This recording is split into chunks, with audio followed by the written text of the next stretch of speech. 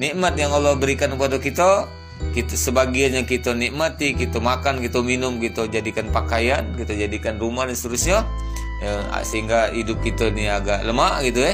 Tapi sebagiannya lagi jangan lupa sedekahkan, gunakan untuk kebaikan dan seterusnya. Nah, yang kita sedekahkan, kita gunakan untuk kebaikan itulah yang nanti akan kita nikmati setelah kita meninggal. Baik itu misalnya datangnya masa tadi, nak panen tadi, ya, nak panen orongan tadi, kita tuh meninggal gitu kan. Usaha kerja keras kita tadi tuh udah dapat duit banyak, belum lah nikmatinya. Baru gajian misalnya sekian puluh juta, baru tuh bunga, bukan ada sih nak beli itu, tuh kelam mati, belum lah terbeli.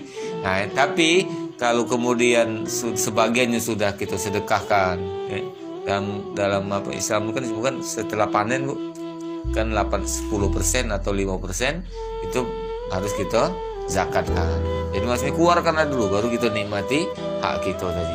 Sehingga ketika kemudian belum sempat kita nikmati karena hak orang sudah kita berikan, kebaikan sudah kita tebarkan, belumlah kita nikmati kebaikan untuk kita dewek, tapi kita sudah berbagi dengan orang lain, bersyukur kepada Allah, maka ketika kita belum sempat menikmati itu, di akhirat Allah akan berikan kenikmatan itu kepada kita.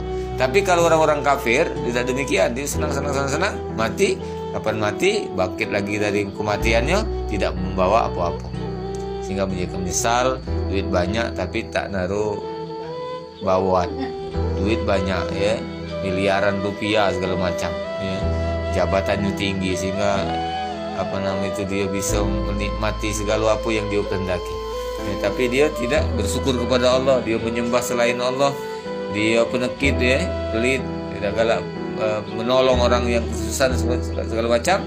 Baik itu meninggal, maka duit yang banyak tadi tak katik manfaatnya, bahkan untuk nolong dia, mengeluarkan dia dari neraka pun tidak ada, tak baca di dalam Al-Quran yang kita sebutkan, tidak ada seorang pun yang mampu menolongnya dari azab Allah Subhanahu wa Ta'ala. Nah, kali ini yang Allah ceritakan kepada kita. Nah, jadi ibarat itu senang boleh, tapi jangan ya berlebihan, jangan sampai membuat kita lupa nyuwung itu, lupa daratan.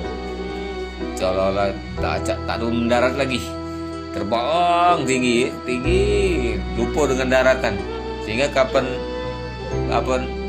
oleh karena ketinggian tadi, campaknya tahu sakit. Oleh ketinggian tadi, karena lupa dengan daratan tadi, pokoknya dia terbang tinggi setinggi-tingginya, saking landas tadi. Habis bensin di atas, habis minyak di atas ya, campak ke bawah. Nah, tapi kalau yang tidak lupa daratan, ya, dia akan mengontrol gitu kan, tuh lihat apa kira-kira minyak itu sampai apa udah ya, ada sisor pas nak mendaratnya harus disisokan. Kalau pesawat terbang tuh kan, terbang. Nah, jadi tidak diperkirakan ini ikan ini sampai turun juga butuh energi juga, butuh minyak juga kan, seperti itu. Ini turunnya sampai ke bawah, jangan habis sampai di atas, turunnya kata lagi minyak. Nah, akhirnya meluncur baik. Nah, meluncur ini bahaya. Jadi inilah yang kita sebut dengan sedekah tadi, amal soleh dan segala macam. Jadi ketika kita tinggi karena kita sudah banyak kebaikan, kapan turunnya kembali kepada Allah itu dengan senang. Dengan kata dalam Al-Quran tadi Allah sebutkan dengan wajah yang tidak ada debunya, yang berseri, yang putih, yang bersih, yang suci. Nah, beda dengan orang yang kafir tadi. Tinggi-tingginya dia lupa daratan, lupa bahwa dia bakal kembali kepada Allah gitu ya.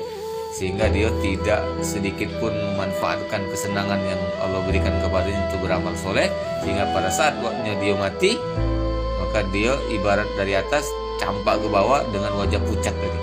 Nah, ibarat kan pesawat terbang di atas, mati mesin karena habis minyak.